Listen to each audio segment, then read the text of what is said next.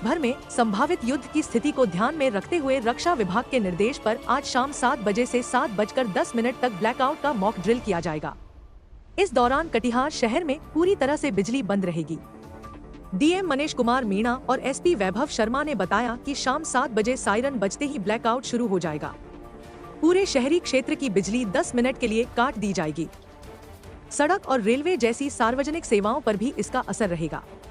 DM ने शहरवासियों से सहयोग की अपील करते हुए कहा कि यह मॉक ड्रिल पूरी तरह से अभ्यास के उद्देश्य से की जा रही है, जिससे आपातकालीन स्थितियों में तैयारियों का आकलन किया जा सके। एसपी वैभव शर्मा ने बताया कि मॉक ड्रिल के दौरान एक नियंत्रण कक्ष स्थापित किया गया है, जिसका नंबर 0645224310 और 0645224310 है, जहां लोग किसी भी प्रकार की शिकायत या समस्या दर्ज करा सकते हैं। साथ ही उन्होंने कहा कि स्थानीय पुलिस और विभिन्न संगठनों की ओर से जागरूकता अभियान भी चलाया जा रहा है, ताकि लोगों को इस ड्रिल की जानकारी रहे और कोई अफवाह न फैले।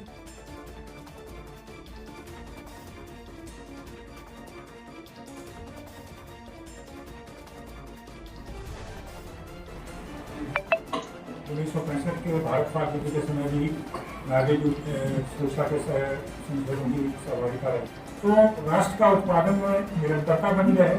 नागरिकों ने मिनिस्ट्री ऑफ होम अफेयर्स के गाइडलाइन के आलोक में कल कटिहार जिला में भी मॉक ड्रिल किया जाएगा और इस मॉक ड्रिल के तहत सभी को आज से ही प्रचार प्रसार के माध्यम से भी अवगत कराया जाएगा और मुख्य रूप से कल जिला हेडक्वार्टर में ये मॉक ड्रिल किया जाएगा।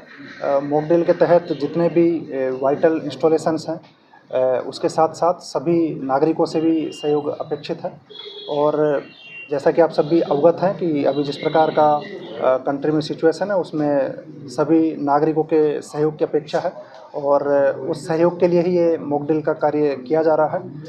हम लोगों का अपेक्षा रहेगा कि कल जब मॉक ड्रिल होगा उस समय मॉक ड्रिल के अनुसार आज हम लोग बैठक में ये सभी स्टेक होल्डर्स के साथ मीटिंग करके भी ये जानकारी सबको शेयर किए हैं कि जब भी सायरन बजेगा उस सायरन का सभी लोग पालन करेंगे और सायरन के हिसाब से ही सभी लोग अपने एक्टिविटीज़ को डेली रूटीन को मॉडिफाई करेंगे। और कल का मॉक ड्रिल विशेष रूप से 10 मिनट का मॉक ड्रिल है, उसमें पावर ब्लैकआउट जैसा सिचुएशन होगा और उस पावर ब्लैकआउट जैसी सिचुएशन में किस प्रकार से आप सभी लोग अपने घरों के इक्विपमेंट्स को बंद कर सकते हैं, किस प्रकार से इन्वर्टर वगैरह को बंद कर सकते हैं और विदाउट एनी पावर बैकअप किस प्रकार से पूरे शहर को आप लोग सुरक्षित रख सकते हैं, उसके लिए आप सभी लोग तैयारी करेंगे। और मॉक ड्रिल में भी विशेष रूप से सभी के जन सहयोग अपेक्षित है।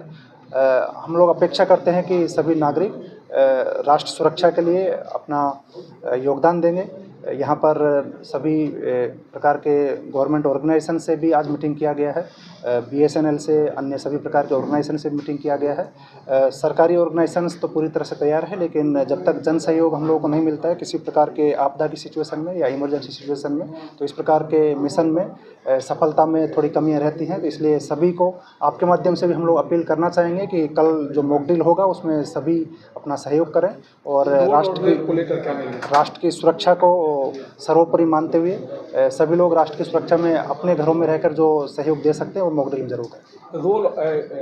रेल और रोड को लेकर क्या?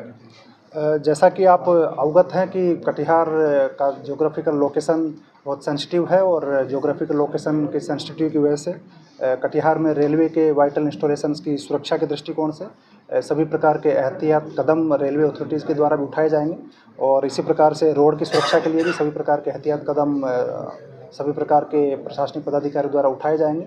आप सभी से यही सहयोग की अपेक्षा है कि मॉक ड्रिल जब भी होगा तो उस समय सायरन बजने पर सभी प्रकार के जो एक्टिविटीज़ हैं पावर ब्लैकआउट वाले सिचुएशन में अपने आप को किस प्रकार से आप लोग छुपने का जो तरीका होता है उससे किस प्रकार से कर सकते हैं वो ज़रूर करें और नागरिक सहयोग के माध्यम से शहर को सुरक्षित रखने में जो अपनी ओर से जो सहयोग दे सकते हैं वो ज़रूर करें। सर क्या टाइमिंग रहेगा सर? मुख्य रूप से ये 10 मिनट का कल का ड्रिल रहेगा, 7 बजे से 10 मिनट का ये ड्रिल रहेगा शाम को 7 बजे से 7:10 के बीच। ऐसे में सर अस्पताल होती है, इमरजेंसी सेवाएं उस समय चालू रहेंगी। अस्पताल हम लोगों के पूरी तरह फंक्शनल रहेंगे और अस्पताल में जो लोग पहले से एडमिटेड हैं उनका इलाज वगैरह भी विधिवत जारी रहेगा। उसमें कहीं पैनिक करने की आवश्यकता नहीं है।